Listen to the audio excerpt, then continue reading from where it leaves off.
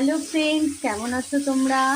আর এখন আমি রাতের ডিনার বানাচ্ছি লেমন চিকেন। আর লেমন চিকেনটা তোমাদের রেসিপিটা আগেও বলেছি, আরেকবার বলে দিচ্ছি।